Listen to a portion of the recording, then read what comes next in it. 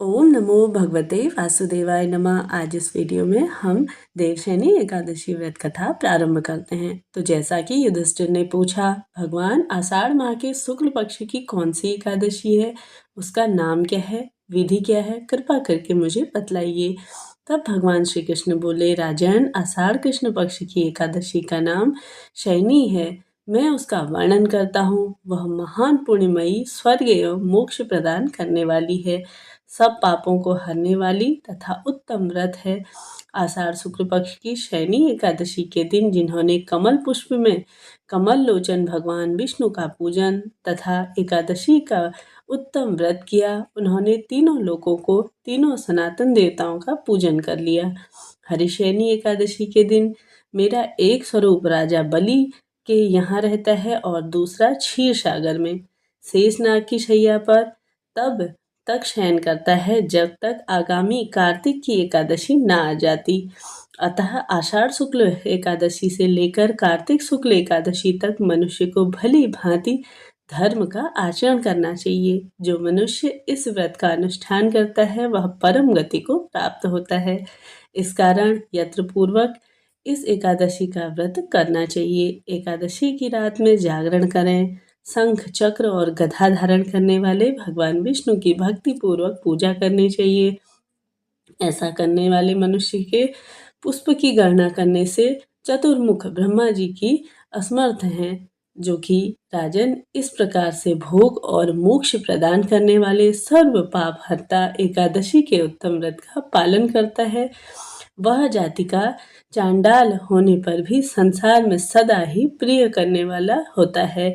जो मनुष्य दीपदान, पलाश के पत्ते पर भोजन और व्रत करते हुए चौमासा व्यतीत करता है, वो मेरे प्रिय हैं। चौमासे में भगवान विष्णु सोए रहते हैं, इसलिए मनुष्य को भूमि पर शयन करना चाहिए। सावन में साग, भदौ में दही, कार में दूध और कार्तिक में दाल का त्याग कर देना चाहिए। अथवा जो चौमासे में ब्रह्मचर्य का पालन करता है वह परम गति को प्राप्त होता है। राजन, एकादशी के व्रत से ही मनुष्य सभी पापों से मुक्त हो जाता है, अतः सदा इसका व्रत करना चाहिए, कभी नहीं भूलना चाहिए। शयनी और बुधनी के बीच में जो कृष्ण पक्ष की एकादशी होती है, गृहस्थों के लिए यह व्रत अति उत्तम है। अन्य मास की कृष्ण पक्ष एकादशी गृहस्थ में के रखने योग्य नहीं होती, किंतु शुक्ल पक्ष की एकादशी सभी करनी चाहिए। तो जैसा कि इस प्रकार से अब हम कथा प्रारंभ करते हैं। पौराणिक कथाओं के अनुसार सतयुग में माधांता नामक एक चक्रवर्ती राजा राज्य करते थे। माधांता के राज्य में प्रजा सुखी रहती थी।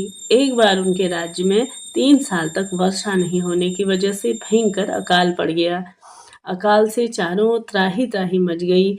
इस वजह से यज्ञ, हवन, पिंडदान, कथा, व्रत आदि कम होने लगे। प्रजा ने अपने राजा के पास जाके अपने दर्द को बताया। राजा इस अकाल में चिंतित थे। उन्होंने लगा कि उन्हें आखिर ऐसा कौन सा पाप कर दिया है जिसकी सजा इतनी कठोर रूप में मिल रही है। इस संकट की मुक्ति पाने के उद्देश्य से राजा सेना को लेकर जंगल की ओर चल दिए।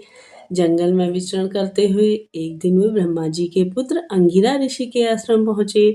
तब ऋषिवर ने राजा का कुशल क्षेत्र से जंगल में आने का कारण पूछा। तब राजा ने हाथ जोड़कर कहा कि मैं पूरी निष्ठा से धर्म का पालन करता हूँ, फिर भी मैं राज्य की मेरे ऐसी हालत क्यों हो गई है, कृपया इसका समाधान बताएं। राजा की बात सुनकर महर्षि अंगिरा ने कहा कि यह सतयुग है। इस युग में छोटे से पाप का भी बड़ा भयंकर दंड मिलता है। महर्षि अंगिरा ने राजा माधांता को आषाढ़ माह के शुक्ल पक्ष की एकादशी करने के लिए कहा। महर्षि ने कहा कि इस व्रत के प्रभाव से अवश्य ही वर्षा होगी। महर्षि अंगिरा के निर्देश के बाद राजा अपने राज्य की ओर यानी कि राजधानी को लौट आया।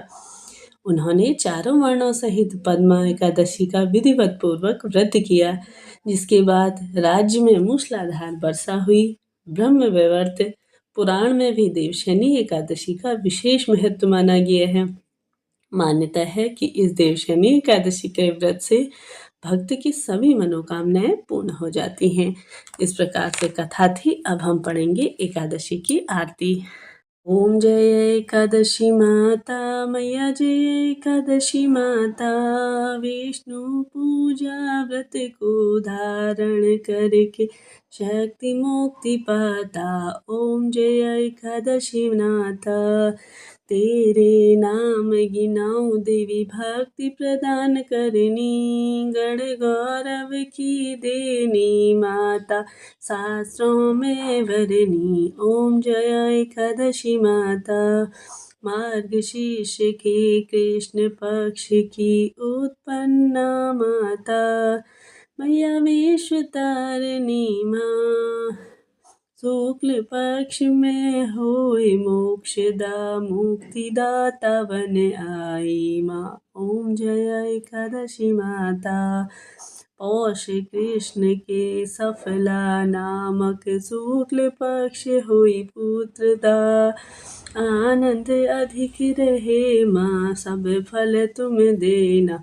ओम जय एकादशी माता। नाम सर्तिला माघ मास में कृष्ण पक्ष आवे। शुक्ल पक्ष में जया कहाए विजय सदा पावे। ओम जय एकादशी माता। विजया फाल्गुन कृष्ण पक्ष में शुक्लाम लगी। पाप मोचनी कृष्ण पक्ष में चैत्र महाबली की। ओम जय एकादशी माता। चैत्र शुक्ल के नाम कामदा धन देने वाली। नाम वरुथिनी कृष्ण पक्ष में बैसाख माह वाली। ओम जय एकादशी माता। शुक्ल पक्ष में होए मोहिनी अपराजिष्ट कृष्ण वाली है। नाम निर्जला सब सुख करनी शुक्ल पक्ष रखी। ओम जय एकादशी माता। योगिनी नाम आषाढ़ में जानो कृष्ण पक्ष करनी। देवशैनी नाम कहायो शुक्ल पक्ष धरनी। ओम जय एकादशी माता। कामिका श्रावण मास में आए कृष्ण पक्ष करही। श्रावण शुक्ला होए पवित्रा आनंद से रहिए। ओम जय एकादशी माता। अजा भाद्रपद कृष्ण पक्ष की परिवर्तनी शुक्ला। इंद्र आश्विन कृष्ण पक्ष में व्रत से भवसागर निकला। ओम जय एकादशी माता। पापांकुशा है शुक्ल पक्ष में आप हरण हरी। रमा मास कार्तिक में आए सुखदायक भारी। ओम जय एकादशी माता। देवोत्थानी शुक्ल पक्ष की दुख नाशक मैया। पावन मास में करूं मैं विनती पार करो नैया। ओम जय एकादशी माता। परमा कृष्ण पक्ष में होती जन मंगल करनी। शुक्ल मास में होए पद्मिनी दुख दरिद्र हरनी। ओम जय एकादशी माता।